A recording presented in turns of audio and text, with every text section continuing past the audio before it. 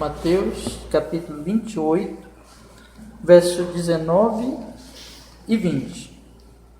Diz a palavra do Senhor: Portanto, ide, fazei discípulos de todas as nações, batizando-os em nome do Pai, e do Filho e do Espírito Santo, ensinando-os a guardar todas as coisas que eu vos tenho mandado.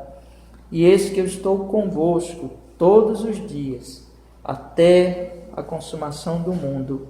Amém. Vamos orar. Senhor, perdoa, Senhor, nós pedimos qualquer pecado de nossa alma nesse momento por Jesus. Nos dê agora a bênção do Espírito Santo para nos conduzir, nos ensinar, ser o nosso mestre, nos fazer entender, Senhor, este assunto e aplicar, Senhor, na nossa vida, na nossa alma, para o nosso bem, para a sua glória. Em nome de Jesus nós pedimos e agradecemos. Amém e amém. Pode sentar, meus irmãos, pode sentar. Meus irmãos, eu comecei com esse texto porque nós vamos continuar a lição do Catecismo de número 26. Como os irmãos sabem, nós temos feito uma lição por domingo, né? Por domingo de manhã, mas essa lição é muito grande, então nós temos que dividi-la, né? E irmos então estudando. Eu acredito que hoje ainda não vamos conseguir concluir. Perdão. Não vamos conseguir concluir, porque é muito grande mesmo. Mas vamos avançando pela misericórdia do Senhor. Esta lição, ela está inserida dentro do assunto dos sacramentos que nós temos estudado, que são dois sacramentos instituídos por nosso Senhor Jesus Cristo, que é o batismo e a ceia do Senhor. E esse assunto dos sacramentos, ele foi inserido na questão da fé. A fé é um dom de Deus, né, que vem pela pregação da palavra e é fortalecido pela pregação da palavra também e pelos sacramentos.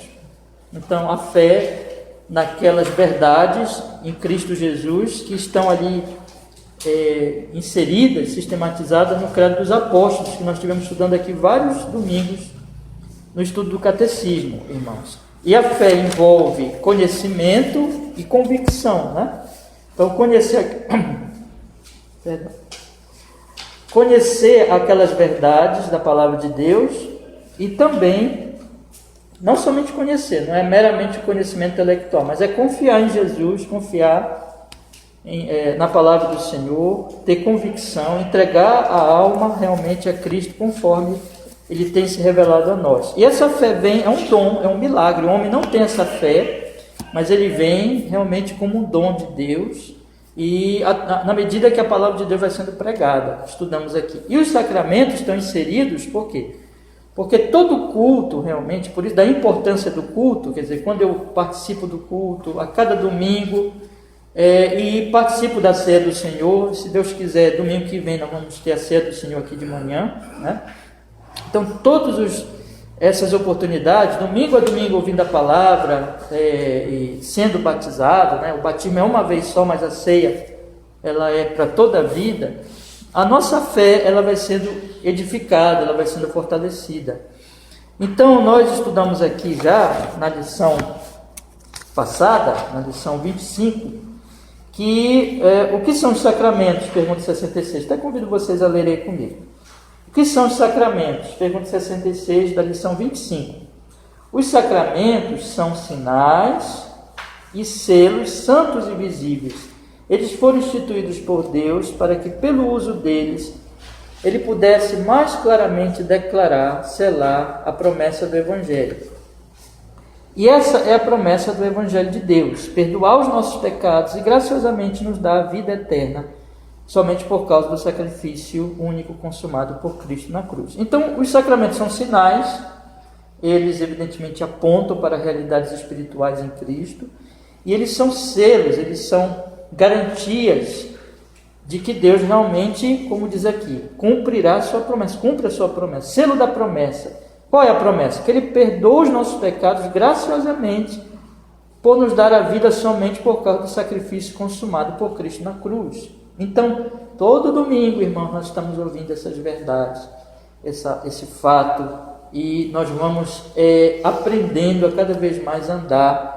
Inclusive o catecismo, ele se divide em 3 partes, né? Nossa miséria, nossa libertação e nossa gratidão. Então, na medida que essa fé vai se desenvolvendo, de ouvir e ouvir a palavra de Deus, participar dos sacramentos, porque os sacramentos, eles são uma pregação visível, né? O pão continua o pão, o vinho continua o vinho, não tem nada de mágico neles, a água continua a água, mas eles são sinais, eles estão apontando para a obra da cruz, para Cristo, para o que aconteceu na nossa vida, para o fato de que nós morremos para o pecado em Cristo, ressuscitamos em Cristo, que o sangue foi aspergido sobre nós fomos lavados pelo sangue de Jesus, nós comemos da carne de Cristo pela fé, porque nós cremos nele. Então tudo isso vai fortalecendo a nossa fé e vai aumentando a nossa gratidão, né? A santidade, ela é proporcional à gratidão, né? Então, quanto mais grato eu sou, por que nós queremos viver santamente? Não é para ser salvo, é porque nós já fomos salvos, porque nós amamos o Senhor, e quanto mais nós amamos, entendemos a obra da cruz, nós vamos aprendendo a viver santamente, e é como uma expressão de gratidão a Deus. Vamos chegar ainda lá nessa parte da gratidão, né? E sobre o batismo, nós vamos estudar aqui o batismo e a ceia do Senhor. Nós já estudamos semana passada. Acompanhe comigo agora, por favor. Pergunta 69. O que é o batismo? O batismo é imersão ou mergulho da pessoa em água, em nome do Pai, do Filho e do Espírito Santo, a ser realizado por aqueles que são devidamente qualificados por Cristo. Então, o batismo, como temos estudado aqui, é por imersão. Vimos que sempre, em todos os exemplos dos batismos, tinha que ter muita água. Existe, historicamente, digamos assim, 3 tipos de batismo, 3 formas de batismo, né? Por aspersão, afusão e imersão. E o batismo batista, né? Fica esquisito, mas é assim. O batismo batista, ele é um batismo por imersão. Por que os batistas, eles batizam por imersão? Porque cremos que seja conforme as Escrituras. Então, todos os exemplos bíblicos são realmente com muita água, não é pouquinha água, né? Mas com muita água, tendo que ter um rio, tendo que ter um local com bastante água. E o batismo, então, ele é mergulhar, o mergulho, a imersão ou mergulho da pessoa inteira na água, em nome do Pai, do Filho e do Espírito Santo, a ser realizado por aqueles que são devidamente qualificados, né? Então, chamados a igreja que batiza, evidentemente, e os pastores, que são os ministros, né, da igreja, do evangelho, são aqueles apropriados, né, para realizar o batismo. Pergunta 70. Quem são os sujeitos apropriados para esta ordenança? Resposta: aqueles que realmente professam arrependimento para com Deus e fé em nosso Senhor Jesus Cristo e obediência a Ele. Então, aqui nós entramos no outro assunto. Veja, batismo por imersão e batismo credo batista, né? Quer dizer, o batismo de crentes. Nós devemos batizar aqueles que professam o arrependimento e a fé em Jesus, nosso Senhor Jesus, e a obediência a Ele. Então, são 2 coisas, na verdade, né, para o candidato ao batismo. Ele tem que professar a fé, e ele tem que professar a fé e o arrependimento, e tem que professar também a obediência, evidentemente acompanhando da segunda parte, que não é só profissão, mas é uma demonstração na vida de que ele realmente mudou, ele se arrependeu. Então, essa profissão, meus irmãos, ela é o que nós denominamos, né? Você deve batizar os crentes. Aqui, portanto, os nossos irmãos batistas originais, aqueles que começaram o movimento batista, dentro das confissões de fé batista e desse catecismo, que é um catecismo batista, ainda que baseado no outro catecismo reformado, eles vão querer explicar muito bem que o motivo deles batizarem só adultos, só pessoas que podiam professar a fé e batizar por imersão. Por que eles não batizavam crianças? Então, na Bíblia, tem a questão de que a ordenança do batismo é uma ordenança clara, credo-batista, né? Ou seja, batizar crentes. Então, nós temos aqui Mateus 28, 19, que o nosso Senhor Jesus diz assim: foi Ele que instituiu o batismo e Ele dá a fórmula do batismo e a forma e a fórmula, digamos assim, do batismo, né?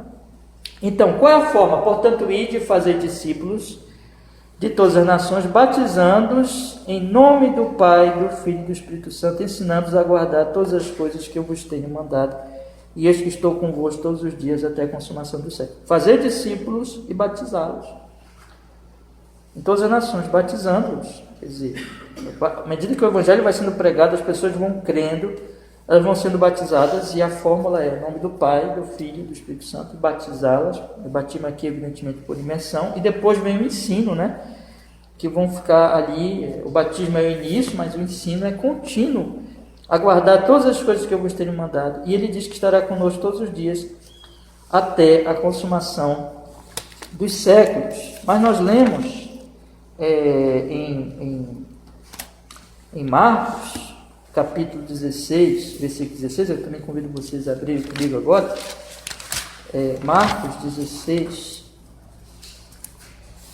que o Senhor Jesus ainda fica mais explícito em Marcos sobre essa relação da fé com o batismo, né?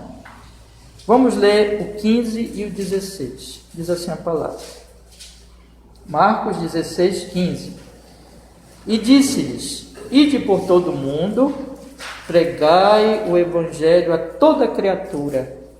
Quem crer, olha aí, e for batizado, será salvo, mas quem não crer será condenado. Então, ir, pregar, observemos os verbos aí, né? Os verbos são muito importantes. E a sequência dos verbos. Primeiro, ir, né? Depois, pregar. Depois, crer. E aí, batizar, né? Então, a igreja vai pregando, as pessoas creem, então são batizadas. Então, é essa a sequência, credo, batismo. Então, batismo de crentes. Está na instituição do batismo, assim, pregar e batizar os crentes. Batizar aqueles, portanto, que podem professar sua fé. Nós vimos em Atos 2,38, leia comigo também, por favor, Atos 2,38, que o exemplo disso, porque há a instituição e há os exemplos no Atos dos Apóstolos e nas cartas apostólicas também, ali se expressa bastante essas verdades. Atos 2,38, a palavra do Senhor diz assim: e disse-lhes Pedro: arrependei-vos cada um de vós, seja batizado em nome do Senhor Jesus Cristo em remissão de pecados, e recebereis o dom do Espírito Santo. Observem que é uma resposta à pergunta do povo que estava ouvindo o Evangelho. Versículo 37.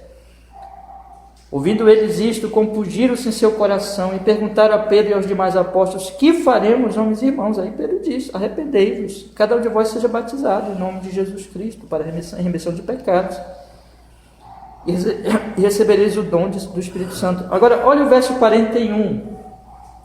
De sorte que foram batizados os que, quem? De bom grado receberam a sua palavra, e naquele dia agregaram-se quase 3.000 almas. Então, por todo o Novo Testamento, vocês vão ver este exemplo conforme o que Jesus instituiu. Como é que Jesus instituiu? Vão pregando, preguem, e quando as pessoas crerem, vocês batizam. E aqui está. Quem foi batizado? Versículo 41. Os que de bom grado receberam a sua palavra, naquele dia agregaram-se quase 3.000 almas. Todos os exemplos do Novo Testamento são conforme essa instituição.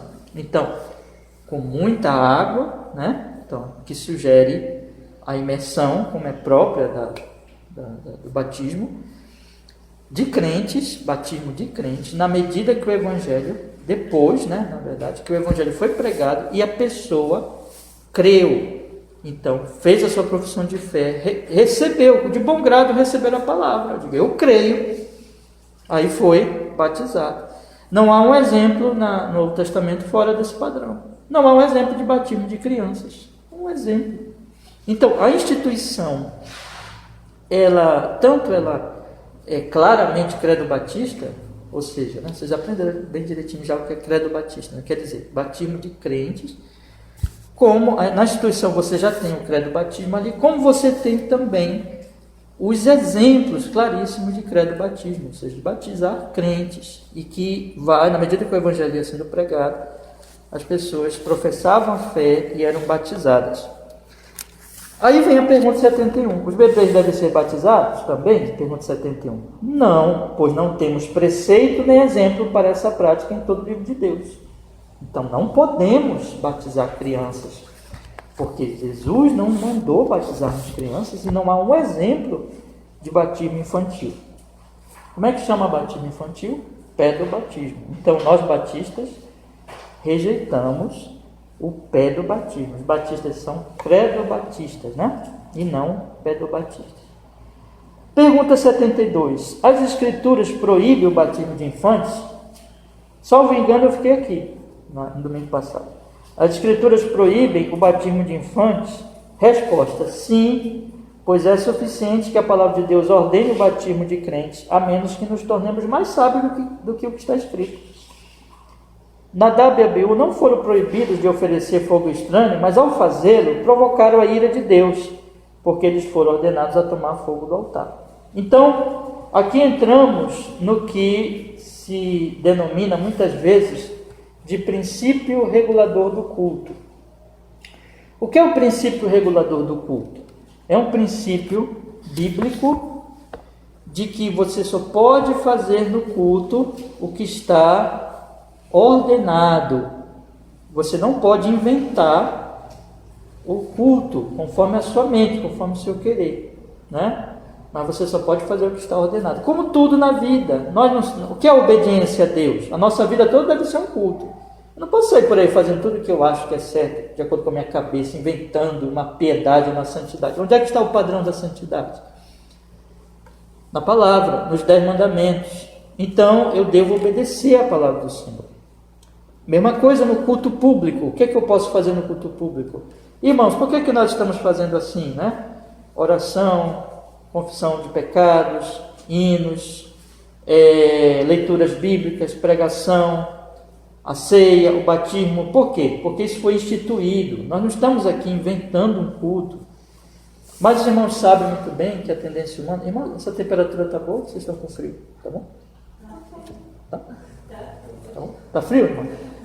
Sabe, você quer sentar bem aqui? Eu estou sentindo que você está com frio. Aqui é mais quentinho assim. Aí você pode até encostar mais para lá. Fica mais afastado. Não. Que aqui, aí vai batendo bem assim. Tá? Tá melhor aí? Então,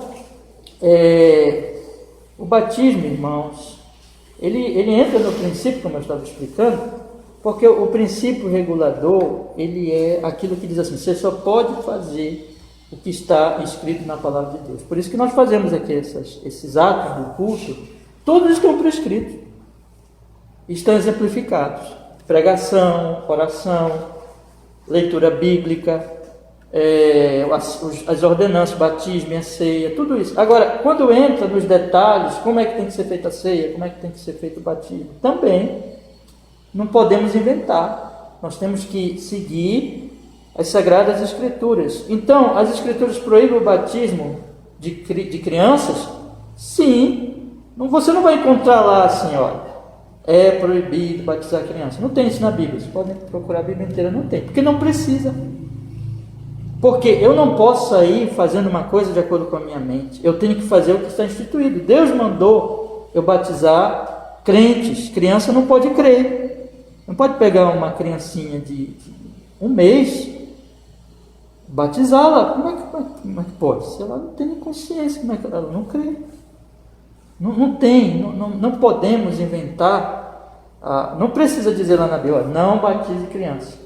Você tem que seguir aquilo que já está instituído. batize crentes. Então você tem que batizar crentes. Não, pois o preceito nem exemplo por esta prática. É proibido? É proibido. Pois é suficiente que a palavra de Deus ordene. Percebe aqui o princípio regulador? Está ordenado o batismo de crente. A menos que nos tornemos mais sábios do que o que está escrito. Mas vamos inventar. Então nós estamos querendo ser mais sábios do que o que está escrito.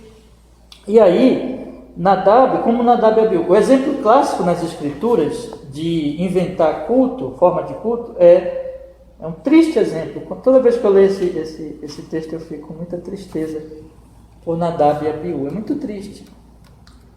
Porque eles inventaram e eles morreram na hora. Né? Nadab e Abiú não foram proibidos de oferecer fogo estranho. Deus não disse assim na palavra, não ofereça fogo estranho, mas Deus disse o fogo que deviam usar. E aí eles inventaram, eles pegaram fogo estranho. Então veja que ali o que eles quebraram o princípio, eles não fizeram o que estava ordenado, mas inventaram. Toda vez que não faz o que está ordenado, mas inventa, você peca. E aí eles foram fulminados. Deus matou Nadab e Abiú ali como um exemplo da sua ira santíssima, porque o culto não é uma brincadeira. O culto ele tem que ser feito de acordo com a sua vontade. Mas ao fazê-lo provocaram a ira de Deus, porque eles foram ordenados a tomar fogo do altar. Vamos ler aqui os textos, alguns textos. Eu não vou ler tudo, irmãos, mas eu vou ler o máximo que eu puder. Vamos ler Levítico, né? Levítico 9, 24.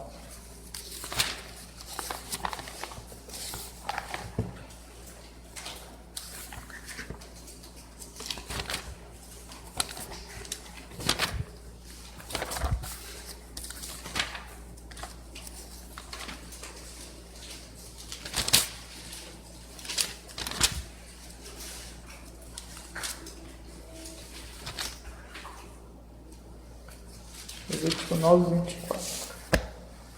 Diz a Sagrada Escritura: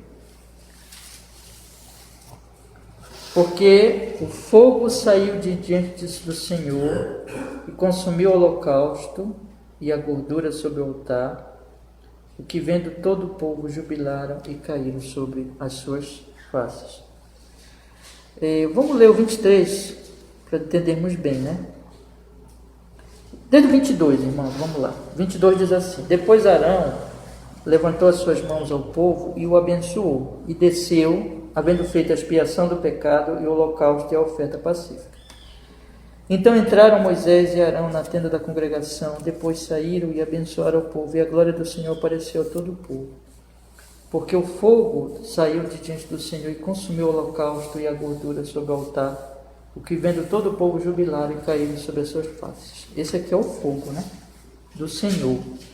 Agora vamos ler o capítulo 10, versículo 16.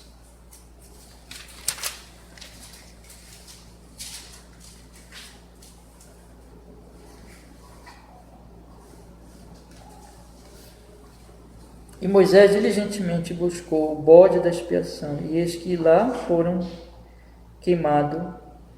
Portanto, indignou-se grandemente contra Eleazar e contra Itamar, os filhos de Arão, que ficaram dizendo.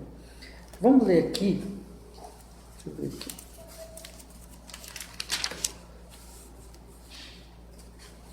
O capítulo 10, no início, que diz assim: e os filhos de Arão, Nadab e Abiú, tomaram cada um o seu incensário e puseram neles fogo, e colocaram incenso sobre eles, e ofereceram, olha aí, fogo estranho perante o Senhor. O que está escrito aí, irmãos? O que não lhes ordenaram. Percebe? Não estava proibido, né? Mas estava ordenado ser de outra forma.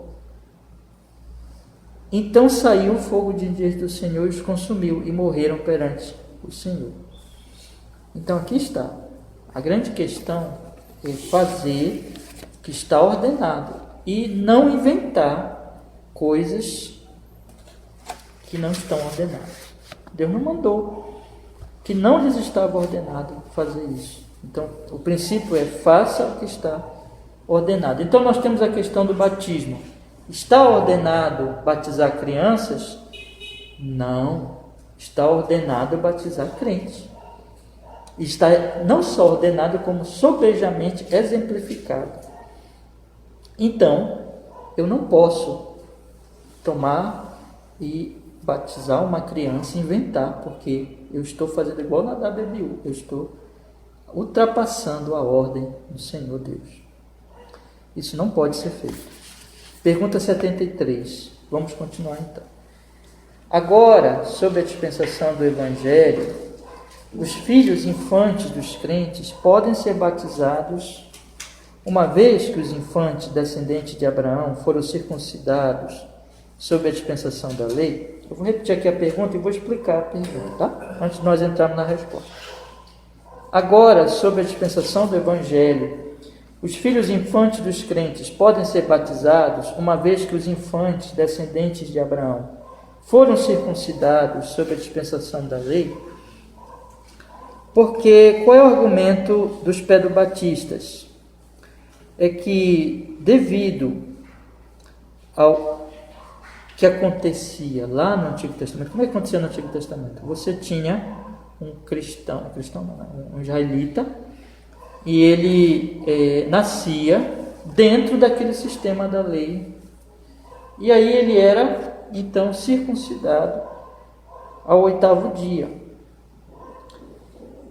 Por quê? Porque ele estava dentro da aliança. Era o pacto de Deus. Então, o pacto de Deus qual era? E ali estava ordenado que era realmente para acontecer assim. Então, era com Abraão e com seus descendentes. Físicos mesmo, né? E a marca era, então, a circuncisão. Quando veio Moisés, então,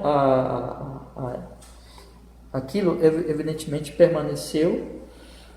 E a circuncisão ali então era normal e ordenada, e todo israelita era circuncidado. Nascia, estava na aliança, era uma criancinha normal, né? Não entendia nada, não tinha ainda consciência, mas estava já na aliança, porque Deus tinha ordenado.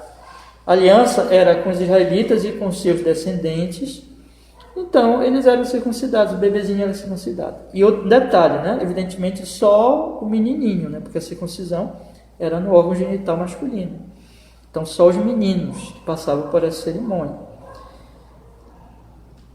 Aí se faz um paralelo. Se isso acontecia lá, não é para acontecer aqui também? Na dispensação do Evangelho, os filhos de infantes dos crentes podem ser batizados, uma vez que, observem aí a relação, os infantes descendentes de Abraão foram circuncidados sob a dispensação da lei, né? Então, se lá acontecia, não é para acontecer aqui, porque o argumento do Pedro Batista é esse, basicamente, né? Devido às alianças. Então, se acontecia lá, não deve acontecer aqui também? Aí a resposta, agora, vamos ver a resposta. Não. Abraão recebeu uma ordem direta de Deus para circuncidar seus descendentes infantes. Mas os crentes, observem, não têm nenhum mandamento para batizar seus filhos infantes sob a dispensação do Evangelho. Bem simples e bem clara essa resposta, né? Lá tinha uma ordem para circuncidar as criancinhas. Aqui não tem uma ordem para batizar a criancinha. Então, são coisas diferentes. Você não pode puxar o Antigo Testamento e forçar o Antigo Testamento no Novo Testamento. Forçar a aliança antiga na nova aliança, porque não é assim que as coisas funcionam. Cada aliança, meus irmãos, evidentemente terá a sua cerimônia, as suas prescrições estabelecidas por Deus. Vamos dar uma olhada aqui em Gênesis 17, 9 ao 12. Gênesis 17, 9 ao 12.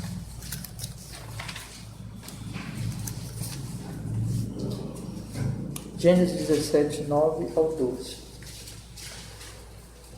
Diz a palavra do Senhor, Gênesis 17, 9 ao 12. Disse mais Deus a Abraão: Tu, porém, guardarás a minha aliança, tu e a tua descendência depois de ti nas suas gerações. Esta é a minha aliança, que guardareis entre mim e vós, e a tua descendência depois de ti, que todo homem entre vós será circuncidado, e circuncidareis a carne do vosso prepúcio. Isto será por sinal da aliança entre mim e vós. O filho de 8 dias, pois, será circuncidado, todo homem nas vossas gerações, o nascido na casa, comprado por dinheiro, a qualquer estrangeiro que não for da tua descendência. Tá bom. Então, veja que está claro, né? Então, olha como Deus prescreveu tudo claramente, não tem dúvida. Nascido em casa e os estrangeiros também, então, que vieram fazer parte ali do povo de Israel. Então, ao 8º dia, circuncisão. Tem alguma dificuldade nisso? Está claro.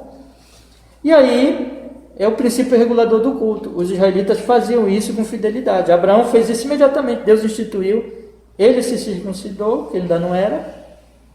Circuncidou seus filhos, conforme o mandamento, a ordenança, a palavra do Senhor. Agora, onde é que está isso no Novo Testamento? Veja que isso é uma ordenança clara lá no Antigo Testamento. Mas no Novo Testamento, a ordenança clara é: preguem e batizem os crentes. Se nós seguimos o padrão, por que nós vamos fazer lá direitinho conforme está no Antigo Testamento e aqui nós vamos inventar e dizer que de lá puxa para cá? Podemos fazer isso, né? Não podemos tomar um princípio que é do Antigo Testamento, que é da Antiga Aliança, e aplicarmos aqui na Nova Aliança, porque a Nova Aliança é diferente. Vamos continuar para nós entendermos melhor. Pergunta 74. Se os infantes, filhos de crentes, estão no pacto da graça com os pais, como alguns dizem, por que eles não podem ser batizados sob o Evangelho, assim como os infantes descendentes de Abraão foram circuncidados em termos da lei? Aqui entramos então mais propriamente na questão do pacto. Vocês percebem que o autor aqui do catecismo, ele vai fazendo as coisas de forma muito lógica, né? Ordenada, um pensamento puxando o outro, para explicar exatamente o batismo bíblico, né?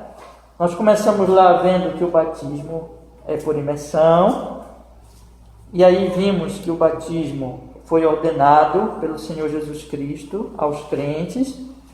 Vimos que o batismo de bebês não está ordenado e, portanto, não deve ser praticado. Vimos que o argumento da circuncisão, ele não é apropriado, porque lá estava ordenado que era assim, para criancinhas, e aqui não. E agora nós vamos entrar na base de tudo, que é a doutrina da aliança. Por quê? O argumento fortíssimo dos pedobatistas é que o pacto da graça, ele baseia o batismo infantil. Porque a pergunta é, se os infantes filhos dos crentes estão no pacto da graça com os pais, como alguns dizem, por que eles não podem ser batizados sob o Evangelho, assim como os infantes descendentes de Abraão foram circuncidados no termo da lei? Aí entra a questão, em que sentido os filhos dos crentes estão no pacto? Pacto da graça. Essa é a grande questão. Se os filhos dos crentes estão no pacto da graça, como alguns dizem, aí eles se baseiam dizendo, então, o pacto dá suporte para o batismo infantil, porque já que os infantes descendentes de Abraão foram circuncidados nos termos da lei, isso tem a ver com o pacto lá? Por que não aqui? Vou repetir a pergunta de novo. Se os infantes filhos dos crentes estão no pacto da graça com os pais, como alguns dizem, por que eles não podem ser batizados sob o Evangelho, assim como os infantes descendentes de Abraão foram circuncidados nos termos da lei?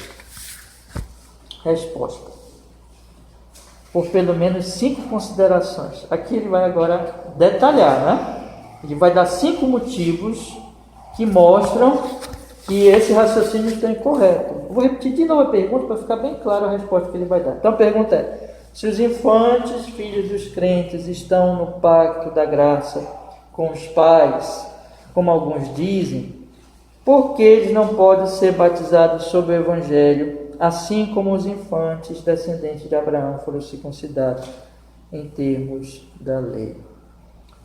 A pergunta é, os nossos filhinhos não estão no pacto da graça? Por que não batizá-los? Assim como Abraão circuncidava os seus filhinhos nos termos da lei. Os descendentes de Abraão, né, foram circuncidados nos termos da lei. Resposta. Primeira consideração e primeira resposta.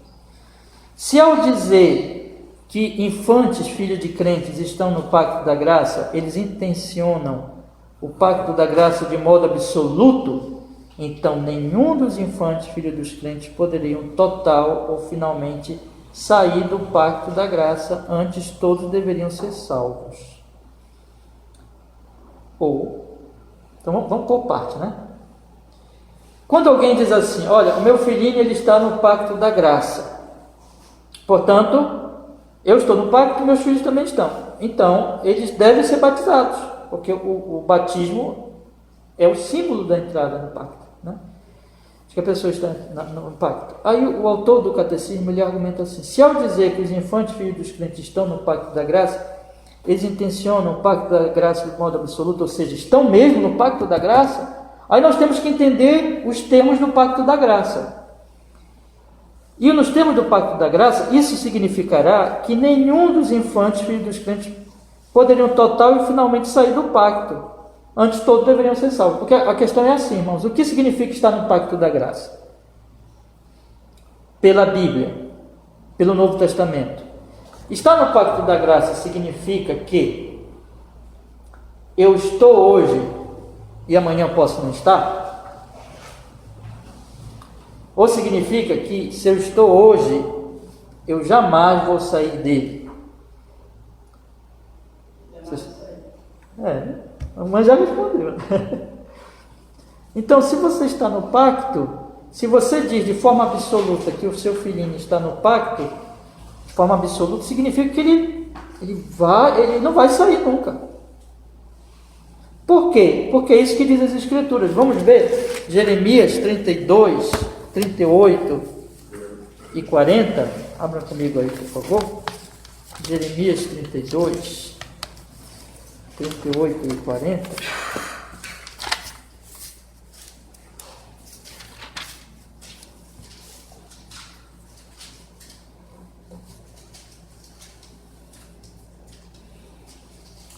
Diz a palavra do Senhor, Jeremias 32, 38. E eles serão o meu povo, e eu lhes serei o seu Deus. Lhes darei o mesmo coração e um só caminho, para que me temam todos os dias, para seu bem e o bem dos seus filhos depois deles. E farei com eles uma aliança eterna, de não me desviar de fazer-lhes o bem. E porei o meu temor nos seus corações, para que nunca se apartem de mim. No Antigo Testamento, o pacto realmente tem a ver com os eleitos. O pacto prometido, veja, não aquele pacto antigo. Aquele pacto antigo não era com os eleitos. Eu pergunto para os irmãos, todos os que foram circuncidados foram salvos? O que vocês acham? Não. Diga, irmão. Por exemplo, aquele povo todo que foi, a gente lê na Bíblia, que estava lá no meio de Israel, mas que pecou, que apostatou, que se desviou, que caiu mesmo, que morreu no pecado, foi salvo. Saul foi salvo, e outros tantos aí que estão exemplificados nas Escrituras, que estavam lá, eram descendentes. Então, irmãos, aquele pacto antigo, ele não era o pacto da graça. Isso que a gente tem que entender. Porque o pacto da graça, ele significa isso aqui, olha, vamos ler o versículo 40? Tá frio agora? Ah, tá tudo com frio. Eu estou sentindo que vocês estão ficando com cara. Eu pergunto, só a Isabelle falou. Então eu tô sofrendo. Isabelle. Pronto, agora eu vou esquentar um pouquinho. Deixei no 20, tá? Porque o tempo está fresco, não está ruim. Então, meus irmãos, olha, quando está muito calor, atrapalha a concentração. Quando está muito frio também. Né? Eu quero que você esteja atento. Bora lá. Esses são os termos. E farei com eles uma aliança eterna, de não me desviar de fazer-lhes o bem.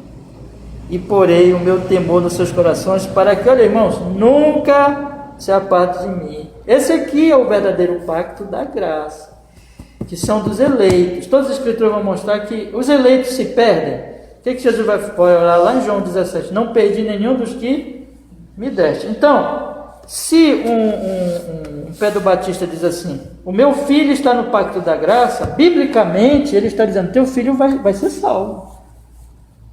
Teu filho não vai se desviar.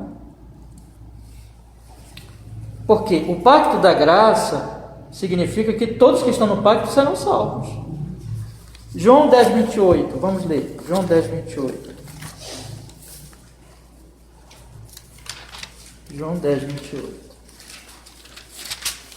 Diz a palavra do Senhor.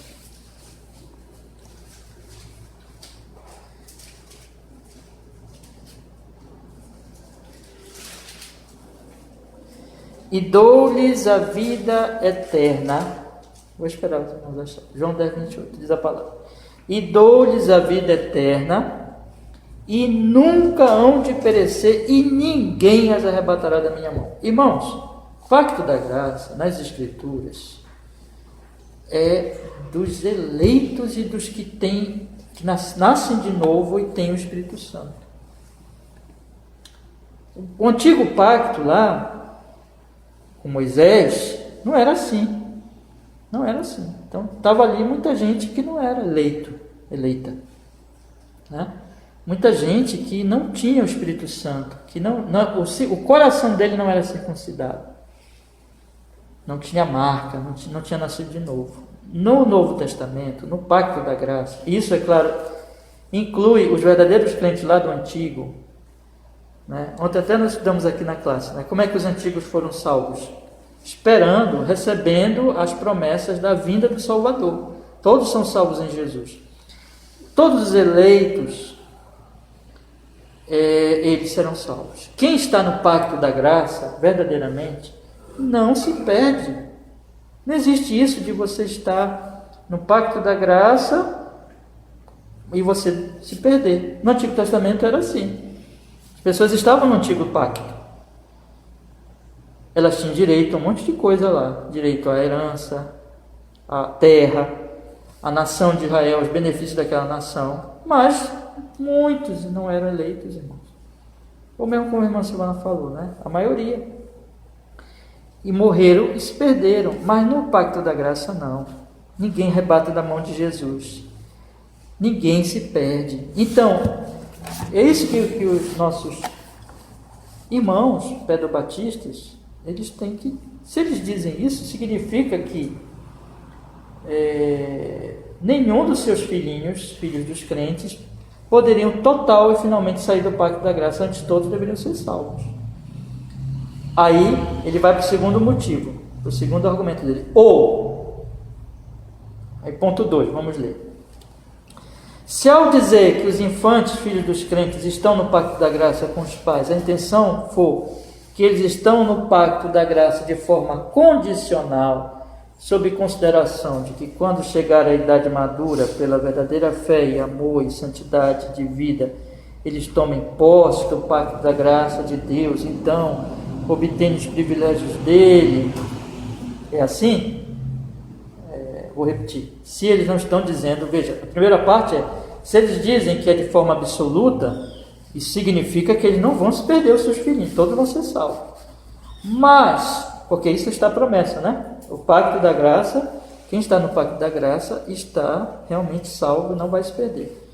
Ou, se eles querem dizer então com isso, vou ler de novo. Se ao dizer que os infantes, filhos dos crentes, estão no pacto da graça com os pais, a intenção for que eles estão no pacto da graça de forma condicional, sob a consideração de que quando chegar a idade madura, pela verdadeira fé e amor e santidade de vida, eles tomem posse do pacto da graça de Deus e então obtenham o privilégio dele, ou seja, agora aqui é diferente um pouco. Não, eles estão de forma condicional, né?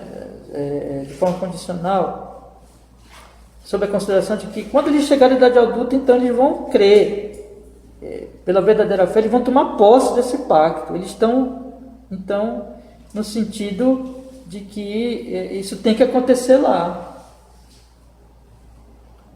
A resposta é: então, se for esse o sentido que eles atribuem,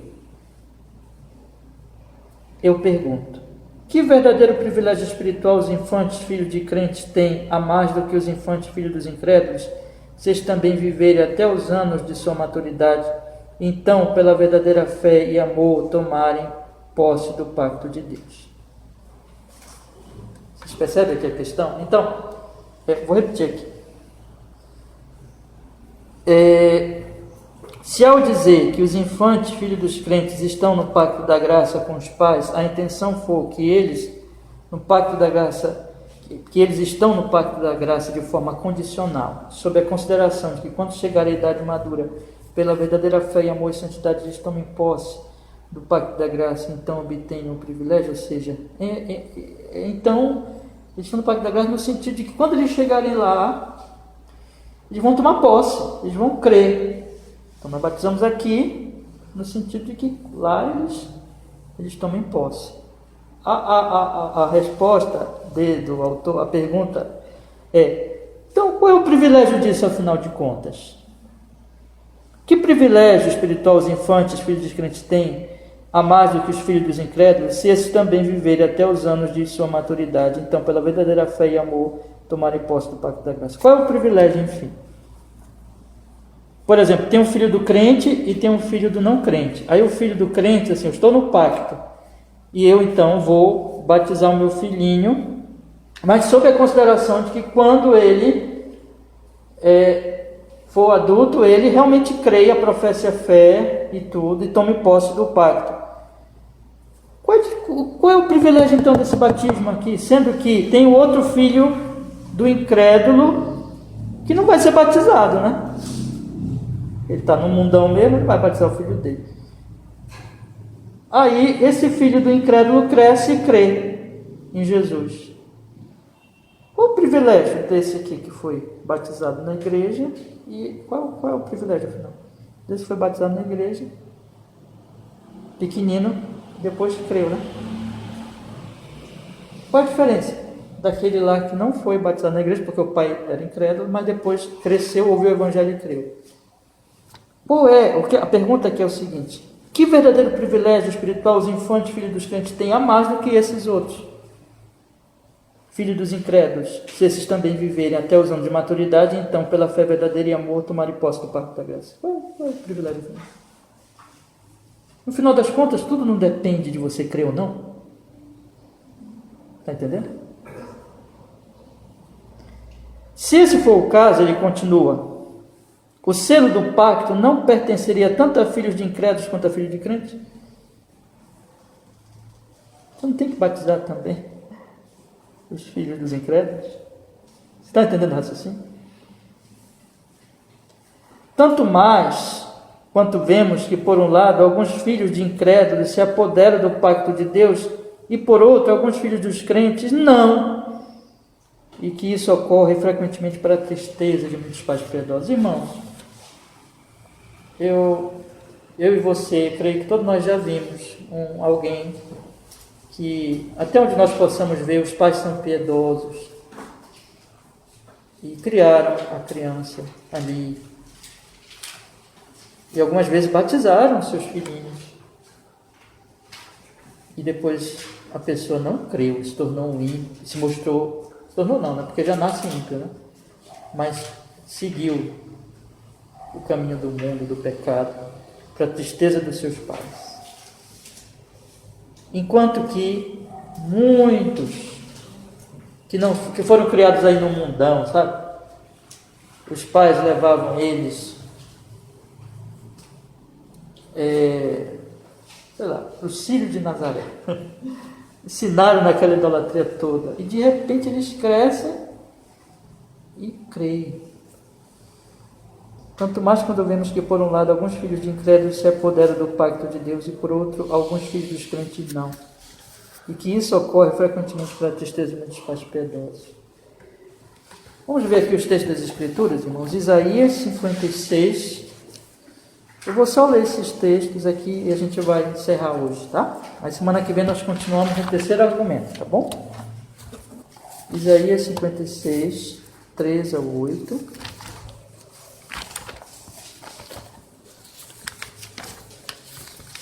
Isaías 56, 3 a 8.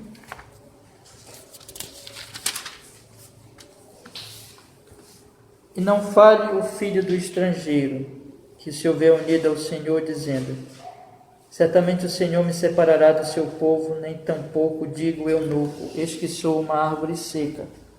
Porque assim diz o Senhor a respeito dos eunucos que guardam os meus sábados e escolhem aquilo que eu me agrado e abraçam a minha aliança. Também lhes darei a minha casa, e dentro dos meus muros um lugar um nome melhor do que de filhos e filhas, um nome eterno. Darei a cada um deles que nunca se apagará. E aos filhos dos estrangeiros que se unirem ao Senhor, para o servirem, para o amarem, o nome do Senhor, e para serem seus servos, todos os que guardaram o sábado, não profanando, os que abraçaram a minha aliança, também os levarei ao meu santo monte, e os alegrarei na minha casa de oração.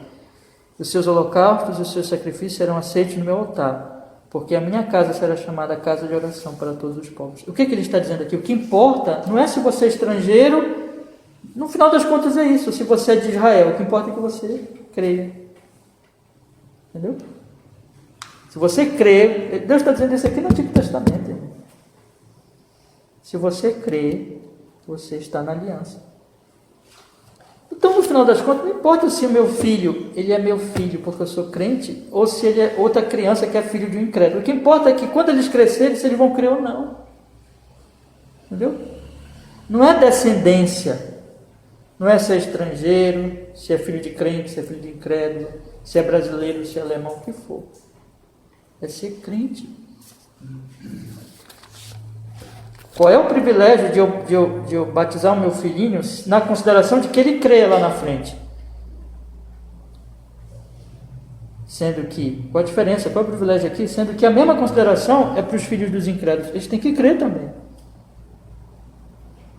Qual o privilégio afinal? No final das contas, o que importa é a fé. Ainda, como o autor coloca aqui, que muitos filhos de incrédulos creem e muitos filhos de crentes não creem.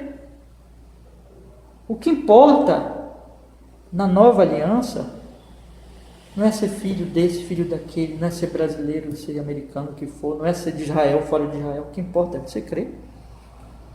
Porque os eleitos vão crer, irmãos. Semana que vem nós continuamos, tá bom? Marque até esse texto, porque eu vou voltar um pouquinho aqui esse argumento. Aí semana que vem nós vamos continuar do argumento número 3, tá? Vamos orar, meus irmãos, pedir que o Senhor nos fortaleça. Senhor, muito obrigado, porque podemos estudar a sua palavra sobre esse assunto tão precioso, tão importante. Perdoa, Senhor, nossas faltas, quando nós tentamos inventar alguma coisa, e nos preserva por sua graça sempre, Senhor, no verdadeiro culto, conforme a vontade, conforme a palavra do Senhor. Louvado seja o Senhor cada vez mais no nosso dia. Em Jesus oramos e agradecemos.